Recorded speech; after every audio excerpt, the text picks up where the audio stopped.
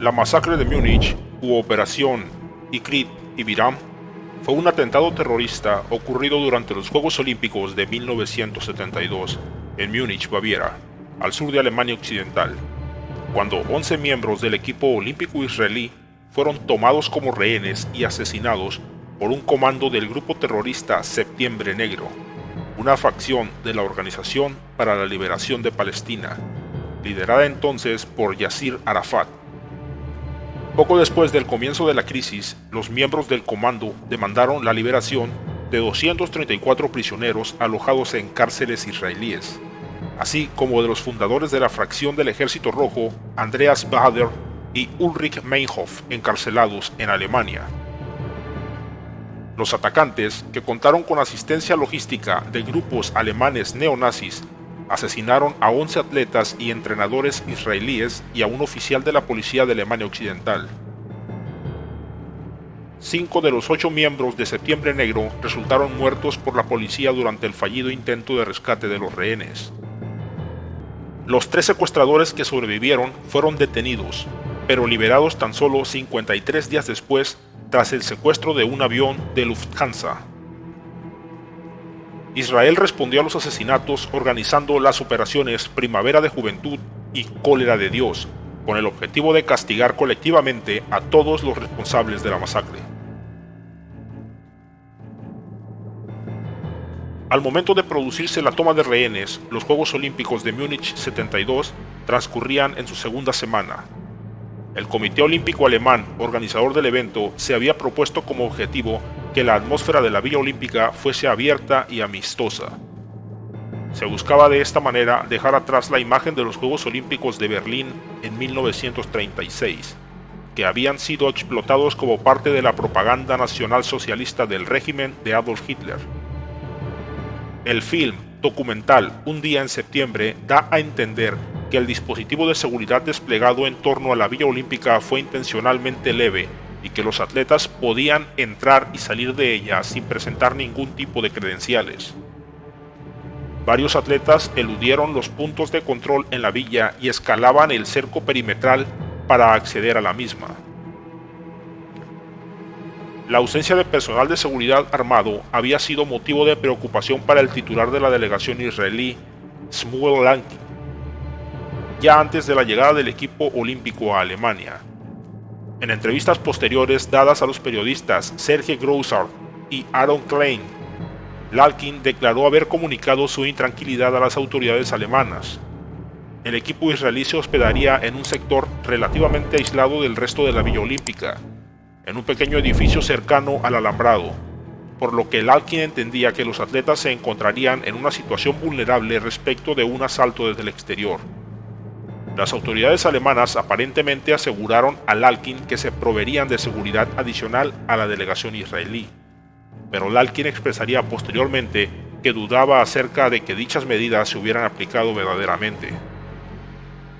Los organizadores del evento consultaron al especialista forense germano-occidental Jörg Sieber para que creara 26 posibles escenarios de ataques terroristas y colaborase en su prevención.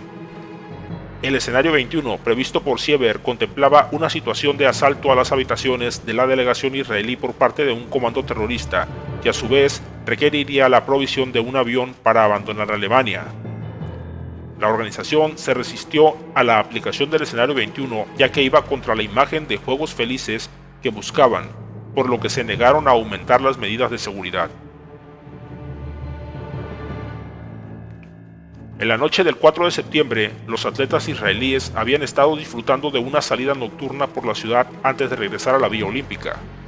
Hacia las 4:40 del día 5, mientras los deportistas dormían, 8 miembros del grupo terrorista palestino Septiembre Negro, vestidos con trajes deportivos y llevando pistolas y granadas en bolsas de deporte, escalaban la reja de 2 metros que rodeaba el complejo. Fueron ayudados por deportistas del equipo estadounidense que desconocían su verdadera identidad y creían que, como ellos, querían acceder furtivamente a sus apartamentos tras una noche de diversión. El entrenador del equipo de lucha, Moshe Weinberg, de 33 años, oyó un ruido en la puerta del primer apartamento. Observando que alguien abría ligeramente la puerta, se abalanzó sobre este dando un grito de alerta. Mientras intentaba cerrarla, forcejeando con los terroristas, que tenían sus pies en la otra pared y utilizaban sus fusiles como palancas. En la confusión, 9 atletas pudieron escapar y otros 8 se ocultaron. El luchador, Joseph Romano, forcejeó con uno de los atacantes y le arrebató su arma, pero resultó muerto por un disparo. Weinberg recibió un tiro en la cara que le atravesó las mejillas cuando intentó atacar a un terrorista con un cuchillo de fruta, y fue obligado a conducirles a los otros apartamentos.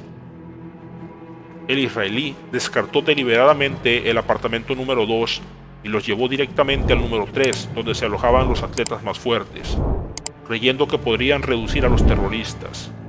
Sin embargo, estos fueron sorprendidos durmiendo y no lograron oponer resistencia. Weinberg, no obstante, aprovechó para asestar un puñetazo a uno de los palestinos, dislocándole la mandíbula. Otro fedayín entró en pánico y le disparó. Su cuerpo fue dejado fuera del edificio. Tras la muerte de este, los terroristas tomaron como rehenes a 9 integrantes del equipo: David Berger, Zeev Friedman, Joseph Gutfreund, Eliezer Halfin, Andrés Spitzer, Amitru Shafira, Kehat Shor, Mark Slavin y Jacob Springer. Posteriormente se divulgó que los secuestradores eran fedayines palestinos procedentes de campos de refugiados de Siria, Líbano y Jordania. El grupo comando estaba compuesto por Lutif Afif, líder. 3 de sus hermanos eran también miembros de Septiembre Negro y 2 de ellos estaban presos en Israel. Yusuf Nasal, Afif Ahmed, Amit, Khalid Jahad, Ahmed Chikhta, Mohamed Safadi, Adnan Al-Geshey, su sobrino Jamal Al-Gashey. Poco después de las 6 de la mañana, los secuestradores lanzaron por la ventana los documentos que contenían sus demandas, aclarándose que de no ser cumplidas antes de las 9 de la mañana, un atleta sería ejecutado. El jefe de policía de Múnich, Manfred Schreiber, se personó en el lugar y encontró a una joven guardia de seguridad hablando con un hombre de traje de safari blanco, un sombrero del mismo color y su cara ennegrecida con betún, quien se identificó como Isa. El ministro del Interior, Hans-Dietrich Genscher, y el intendente de la Villa Olímpica, Walter Troger, llegaron minutos después y se le unieron para negociar con los árabes. Genscher intentó explicarles a los palestinos la particular delicadeza de la situación en la que se encontraban, debido a la historia reciente de Alemania, y se ofreció como rehén voluntario a cambio de los israelíes. Sin embargo, Isha se negó, alegando que la cuestión no se trataba de dinero o rehenes sustitutos, sino estrictamente de los 236 presos. Entretanto, un periodista de la República Democrática Alemana, Wolfgang Gitter, había logrado acceder a los apartamentos del equipo de su país y estableció contacto visual con los terroristas. 5 hombres armados sonríen a Hitler. Figura en la cronología de eventos redactada por la Stasi, que había infiltrado a decenas de sus espías en las Olimpiadas. Por la ventana se asomaba Tony, el lugarteniente de Isa, y apodado El Vaquero, dado que en todo momento llevó puesto un sombrero gris de ala ancha. En un momento dado, otro hombre más joven con pelo negro rizado y una camisa roja aparece en la puerta del balcón del segundo piso, y otro vestido de forma similar llevando un revólver. También una persona con un saco azul oscuro puede verse parcialmente en una escalera y una habitación del primer piso. Cuando otros alemanes orientales lo fotografían, el vaquero guiña un ojo y toca su revólver sin desenfundarlo. Dice: no me gusta eso, pero les da a entender que el equipo de la República Democrática Alemana no tiene nada que temer. Los árabes comprendieron que el plazo fijado por ellos era irracional, debido a que era preciso notificar a Israel de la situación, esperar que el gobierno deliberase y en caso de una respuesta afirmativa por parte de Tel Aviv, ubicar los expedientes de todos y cada uno de los reos. Aisha extendió el límite hasta mediodía. A las 11:15 de la mañana, Israel hizo saber al gobierno de la República Federal Alemana que no habría negociación alguna.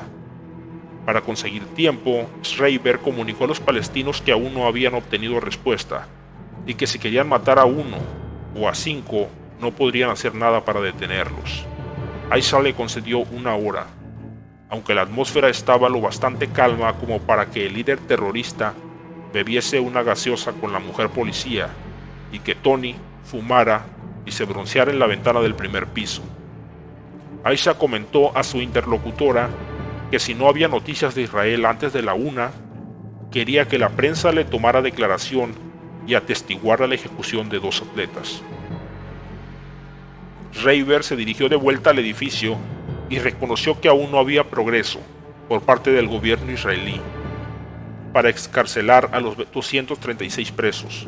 Aún así, hizo saber al comando que Alemania había liberado a Andreas Baader y Ulrich Meinhof. Aisha le concedió otras 2 horas y pidió comida para unas 20 personas.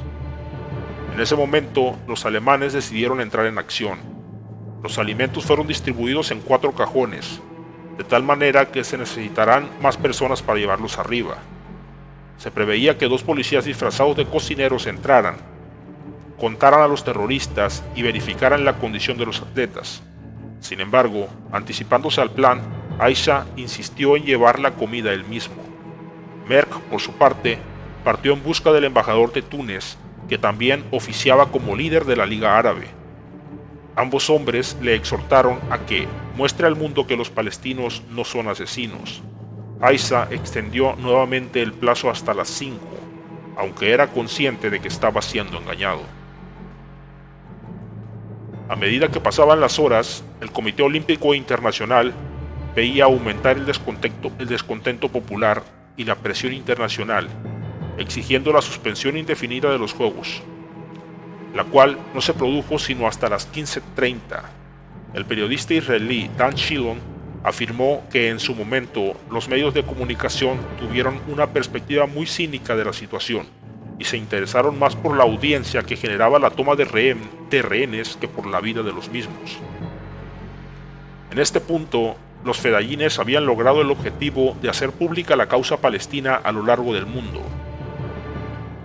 Hacia las 4:20, la multitud presente en la Villa Olímpica era de entre 75.000 y 80.000 personas. Mientras Tony hacía el signo de la victoria desde la ventana del primer piso, Aisha se ponía cada vez más nervioso y pensaba qué hacer con los israelíes. Pese a esta fachada, los palestinos sabían que no podrían mantenerse alerta y ocupar el edificio por mucho más tiempo. Aisha le había comentado previamente a la joven oficial que desconfiaba de Schreiber y que los alemanes estaban jugando con él. Los alemanes también intentaron otro intercambio.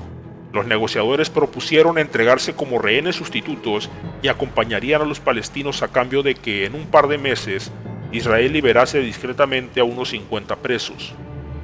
La propuesta tomó por sorpresa a Aisha, quien decidió consultar con sus superiores de Septiembre Negro. Telefoneó a un hombre llamado Talal, quien supuestamente debía estar en Túnez. Sin embargo, desconocía que este había sido detenido en el aeropuerto por carecer de visado, y casualmente, el teléfono fue atendido por otro Talal, quien no entendía por qué alguien lo llamaba desde Múnich y le hablaba en código. Aisha creyó que el teléfono podría estar siendo intervenido y colgó. Esperó unos minutos y llamó de nuevo. El Talal erróneo atendió otra vez y Aisha se rindió. Les informó a los alemanes que la propuesta había sido rechazada. Aún así, no iban a permitir que los fedayines se salieran con la suya. Se decidió asaltar el edificio. Debido a las restricciones de posguerra, el ejército alemán no podía operar en tiempos de paz, por lo que las vidas de los atletas dependían de la policía de Múnich. Un escuadrón de 38 miembros del Bundesgrenzschutz, la guardia fronteriza alemana, vestidos con trajes olímpicos, usando cascos Stahlhelm, y llevando sus fusiles Walter Enfield, tomaron posiciones en el techo del Königstraße y los edificios adyacentes. Debían esperar a oír la palabra Sonnenschein por radio para introducirse en los conductos de ventilación y eliminar a los terroristas. Sin embargo, dado que las cámaras de televisión filmaban desde todos sus ángulos el acontecimiento, sumado al hecho de que todos los apartamentos disponían de televisores, los terroristas pudieron ver en vivo todos los movimientos de los policías por encima de ellos. Finalmente, la orden de atacar nunca llegó y los efectivos debieron retirarse. La operación Sonnenschein había fracasado. A las 6 de la tarde, los palestinos exigieron ser llevados a Egipto en avión.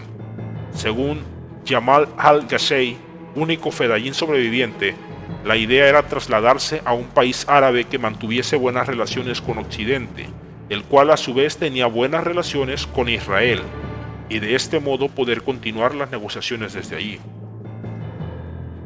Las autoridades fingieron estar de acuerdo con la demanda de ir a El Cairo, aunque el primer ministro egipcio Aziz Sedki ya había manifestado que Egipto no se implicaría en la crisis.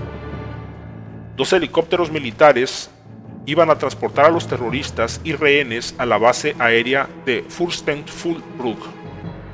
Inicialmente, el plan de los palestinos era ir al aeropuerto internacional de Riem, cerca de Múnich, pero los negociadores les convencieron de que Fürstenfeldbruck sería más práctico.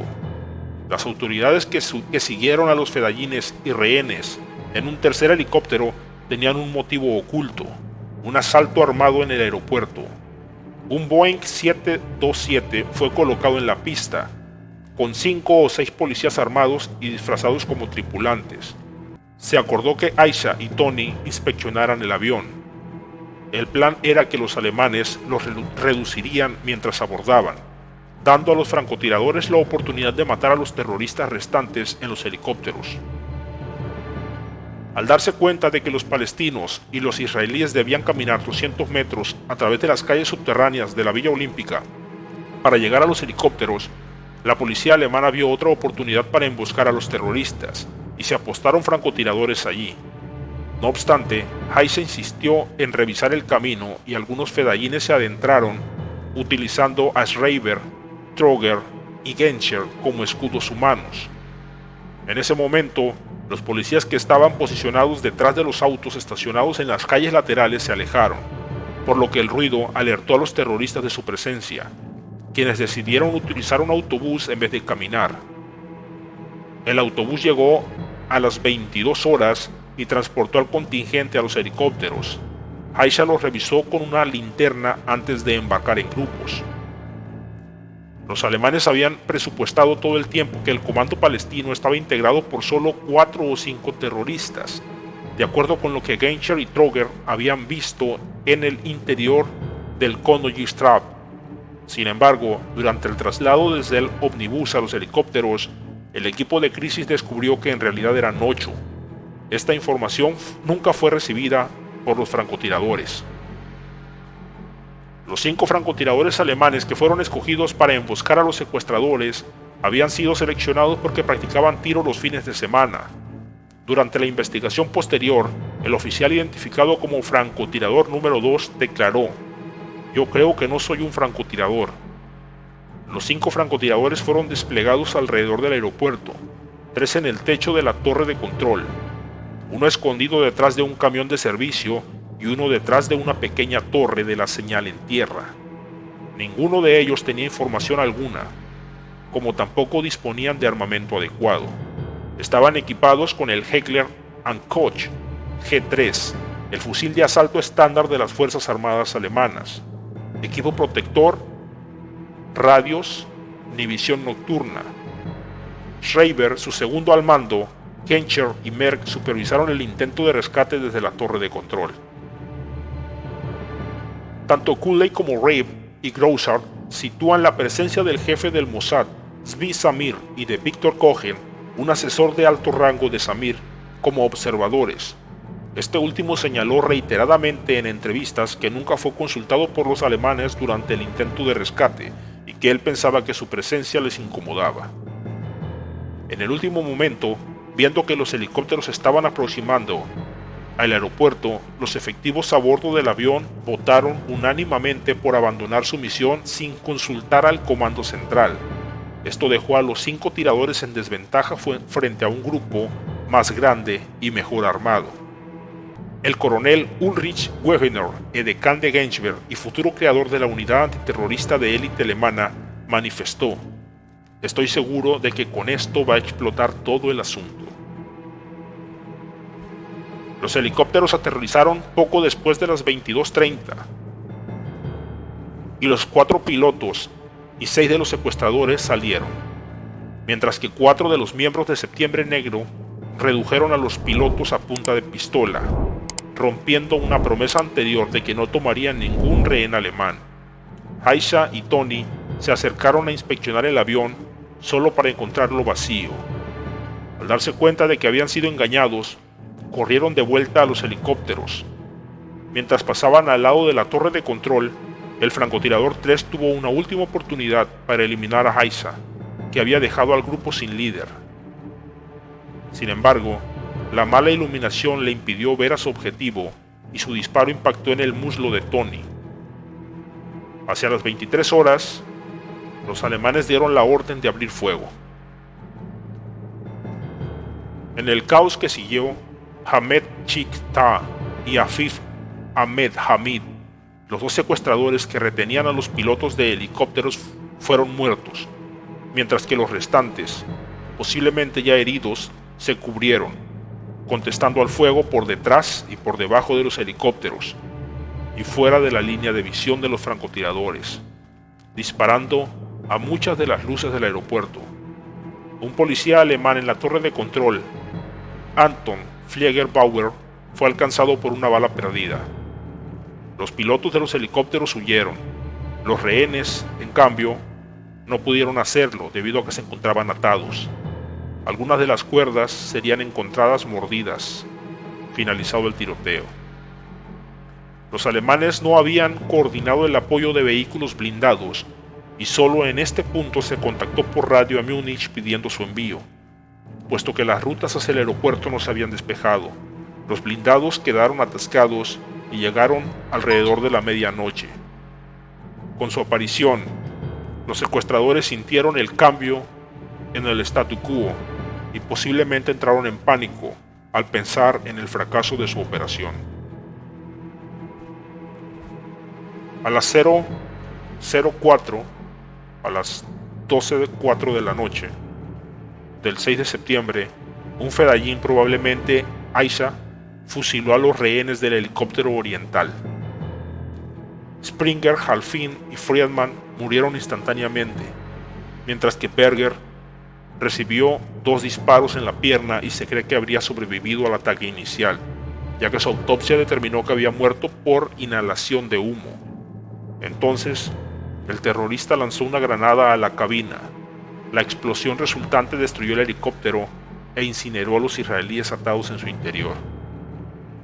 Luego, Aisha corrió por la pista y comenzó a disparar contra la policía, que respondió acribillándolo. Khalid Jawad intentó escapar y fue abatido por uno de los francotiradores. Lo que pasó con los demás rehenes sigue siendo motivo de controversia. Una investigación de la policía alemana indicó que la policía pudo haber disparado accidentalmente a algunos rehenes y a uno de sus propios francotiradores. Sin embargo, una reconstrucción de la revista Time del suprimido informe del fiscal de Baviera indica que un tercer secuestrador, Adnan Al-Gashey, se situó en la puerta del helicóptero occidental y ametralló a los 5 rehenes restantes. Gulfront, Shore, Slavin, Spitzer y Shafira recibieron un promedio de 4 tiros cada uno. Solo el cuerpo de Sepp Friedman estaba relativamente intacto, habiendo sido expulsado del helicóptero por la explosión. En algunos casos, la causa exacta de la muerte de los rehenes en el helicóptero oriental era difícil de establecer debido a que el resto de los cadáveres quedaron casi irreconocibles debido a la explosión y al posterior incendio.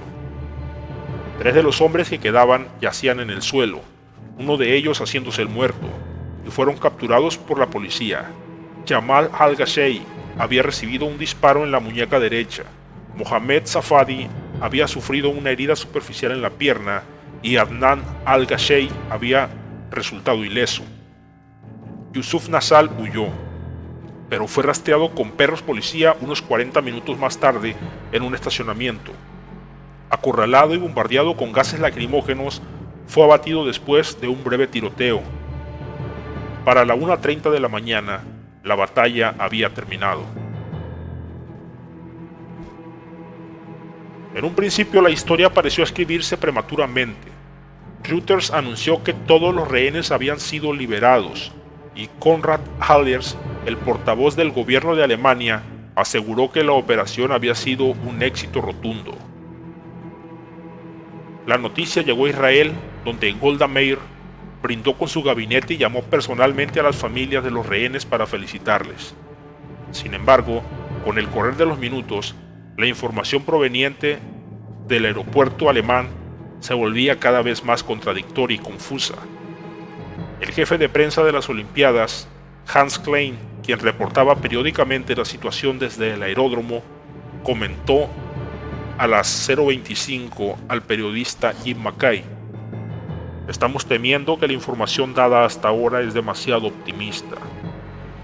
A las 3:24 de la mañana, tras 16 horas de transmisión ininterrumpida, Jim Mackay anunciaba la muerte de todos los atletas. Con estas palabras: "Acabo de recibir la última información. Mi padre solía decir que nuestras más grandes esperanzas y nuestros peores temores rara vez se vuelven realidad. Nuestros peores temores se han vuelto realidad esta noche. Nos han dicho que había 11 rehenes. 2 fueron asesinados en sus habitaciones ayer por la mañana. 9 fueron asesinados en el aeropuerto esta noche. Todos se han ido". Sorprendentemente, la suspensión de la competición olímpica duró apenas 24 horas, a pesar de que diferentes personalidades pidieron su cancelación. El entonces presidente del Comité Olímpico Internacional, Avery Brundage, y otros miembros del COI decidieron que los terroristas no podían condicionar la celebración de los Juegos con unas famosas y a la vez polémicas palabras pronunciadas por aquel durante la ceremonia de conmemoración de las víctimas celebrada al día siguiente: "Los Juegos deben continuar". Al memorial por los muertos que se celebró en el Estadio Olímpico asistieron 80.000 espectadores y 3.000 atletas. Brundage no hizo ninguna referencia a los deportistas asesinados durante su discurso, en que elogiaba la fuerza del movimiento olímpico.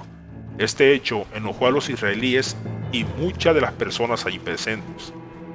Como muestra de duelo, durante el acto, la bandera olímpica se izó a media asta junto con la mayoría de las banderas nacionales de los países presentes en los Juegos Olímpicos, a excepción de los países árabes, los cuales exigieron que sus enseñas ondeasen en lo alto del mástil.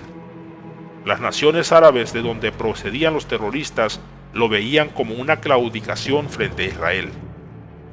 El 7 de septiembre, el equipo olímpico israelí anunció que abandonaba Múnich, siendo especialmente protegidos por las fuerzas de seguridad. Lo mismo hizo el equipo egipcio, temiendo posibles represalias. Los familiares de las víctimas solicitaron al COI levantar un monumento permanente en memoria de los atletas fallecidos, pero estos declinaron la petición, alegando que el hecho de hacer una referencia explícita a las víctimas podría enojar al resto de la comunidad olímpica. El mismo 5 de septiembre, la entonces primera ministra de Israel, Golda Meir, instó al resto de naciones a condenar el barbárico acto criminal. El ataque fue ampliamente condenado por todo el mundo, incluidos significativos personajes árabes como el rey Hussein I de Jordania. Los cuerpos de los 5 fedayines muertos fueron enviados a Libia, en donde recibieron un funeral de héroes y fueron enterrados con honores militares.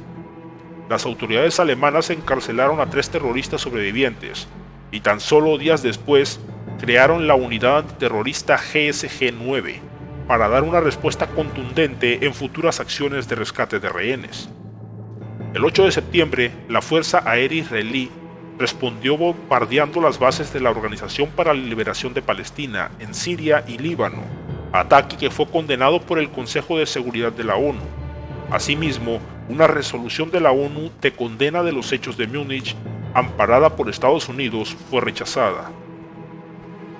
El 29 de octubre, un avión de Lufthansa fue secuestrado, exigiendo a los terroristas la liberación de los 3 integrantes de Septiembre Negro presos en cárceles alemanas. Sus reivindicaciones fueron inmediatamente atendidas por la autoridad alemana, sin consultar al gobierno de Israel. Los hechos acaecidos en Múnich traerían consigo una espiral de violencia por parte de Israel, con el fin de dar caza a los supuestos responsables del acto terrorista. Tras el ataque a la Villa Olímpica y la posterior liberación de estos 3 terroristas, Golda Meir y el Comité de Defensa israelí dieron órdenes secretas al Mossad de matar, donde quiera que se encontrasen, a los 11 hombres de Septiembre Negro y del Frente Popular para la Liberación de Palestina, que planificaron y organizaron la matanza de los atletas. Para ello, el servicio secreto israelí creó una unidad encubierta que sería ayudada por las células de información israelí instaladas en Europa. Esta misión se conocería más tarde como Operación Cólera de Dios. Gracias a la información capturada a la OLP y a la facilidad por los servicios de inteligencia europeos aliados, el Mossad elaboró una lista de objetivos encabezada por Wael Adel Schweiter, un miembro sospechoso de pertenecer al Septiembre Negro y que representaba oficialmente a la OLP en Italia, quien sería asesinado el 16 de octubre. La muerte de Schweiter fue seguida de atentados mediante cartas bomba que no causaron víctimas mortales contra representantes de la OLP en Argelia y Libia, contra palestinos en Bonn, Alemania y Copenhague, Dinamarca, y contra un representante de la Cruz Roja en Estocolmo, Suecia. El 8 de diciembre, el representante de la OLP en París, Mohamed Hamsiri, fue asesinado mediante una bomba activada por control remoto, la cual estaba instalada debajo de su escritorio. En los 3 meses siguientes, 4 integrantes de la OLP y la FPLP fueron asesinados en Chipre, Grecia y París. El 9 de abril de 1973, Israel lanzó la Operación Primavera de Juventud en Beirut, en el Líbano. Los objetivos eran Mohamed Yusuf al-Nahar, Abu Yusuf, Kamal Adwan y Kamal Nasser, todos ellos importantes dirigentes de la OLP. Un grupo comando israelí desembarcó en una playa desierta del Líbano, dirigiéndose posteriormente a Beirut, donde acabaron con la vida de los 3 palestinos, 4 civiles libaneses, 3 turistas sirios y un italiano, dejando 29 personas más heridas. A continuación explotaron el cuartel general del FPLP en la ciudad y una fábrica de explosivos de Fatah. El 28 de junio, el argelino Mohamed Boudia, encargado de las operaciones de Septiembre Negro en Europa, fue asesinado mediante un coche bomba en París. El 21 de julio de ese año tuvo lugar el conocido como Asunto de Lillehammer. Un equipo de agentes del Mossad mató en Lillehammer, Noruega, a Ahmed Bouchiki, un marroquí sin relación alguna con los hechos acaecidos en Múnich, después de que un informador del Mossad le confundiera con Ali Hassan Salameh, integrante de Septiembre Negro. 5 agentes del servicio secreto israelí, incluyendo 2 mujeres, fueron capturados por las autoridades noruegas, siendo juzgados y encarcelados, posteriormente liberados y deportados a Israel. El 22 de enero de 1979, el servicio secreto israelí dio finalmente con el paradero de Salameh, asesinándole con un coche bomba. Y el 3 de julio de 2010, Mohamed Daoud Oudeh, alias Abu Daoud, de quien se dice que fue quien concibió la acción, murió en el hospital Al-Andalus de Damasco, Siria, debido a una insuficiencia renal. Los atletas israelíes muertos en la masacre fueron Moshe Weinberg, entrenador de lucha libre. Repetimos, 3, 2, 1. Moshe Weinberg, entrenador de lucha libre. Joseph Romano, halterofilista. Shea Friedman, halterofilista. David Berger, halterofilista. Jacob Springer, juez de pesas. Eliezer Halfin, luchador. Joseph Gutfreud, árbitro de lucha libre. Kehat Shor, entrenador de tiro, Mark Slavin, luchador greco-romano, Andrés Pitzer, entrenador de esgrima, y Amitsur Shafira, entrenador de atletismo. La película 21 horas en Múnich de 1976 narra los hechos, con William Holden, Franco Nero y Shirley Knight como protagonistas. El 23 de diciembre de 2005 se estrenó en Estados Unidos la película Múnich, dirigida por el director de origen judío Steven Spielberg. La cinta, aunque está enfocada principalmente en la Operación Cólera de Dios, recrea algunos instantes claves de la masacre. Eric Bana y Daniel Craig protagonizan la película. En 1999 se presentó el documental Un día en septiembre, dirigido por Kevin MacDonald, en el que por medio de entrevistas y material periodístico se reconstruyen las 21 horas que duró el evento. En la cinta se escucha por primera vez la voz del único fedayín sobreviviente, Jamal Al-Ghashey. El documental ganó el premio Oscar al mejor largometraje documental en la edición del año 2000.